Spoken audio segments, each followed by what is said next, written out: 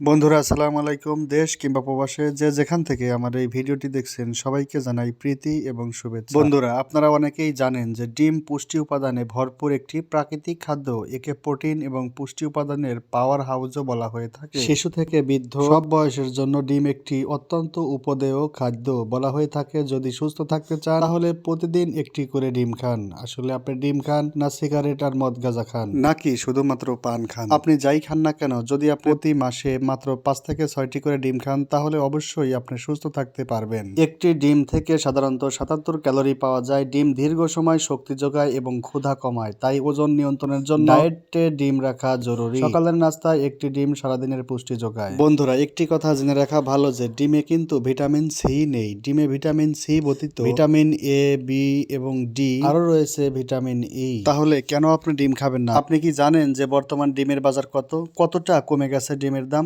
বন্ধুরা প্রত্যেকটা ডিমের দামই কিন্তু এখন অনেক কম। আপনারা যে দেখছেন সাদা ডিম, লাল ডিম এবং এই যে হাঁসের ডিম, প্রত্যেকটা ডিম কিন্তু এখন অনেকটাই কমে গিয়েছে। তো বন্ধুরা কোন ডিমের দাম কত আমি কিন্তু এই ভিডিওতেই জানিয়ে দেবো ইনশাল্লাহ। শুধু ধৈর্য সহকারে ভিডিওটি দেখতে থাকুন। আপনি এখন যে ডিমগুলো দেখতে পাচ্ছেন এটা হচ্ছে লেয়ার মুরগির ডিম। বন্ধুরা এই ডিম কিন্তু এখন মাত্র 10 টাকা পিস, তার মানে 40 টাকা হালি, এবং 1000 টাকায় 100 ডিম।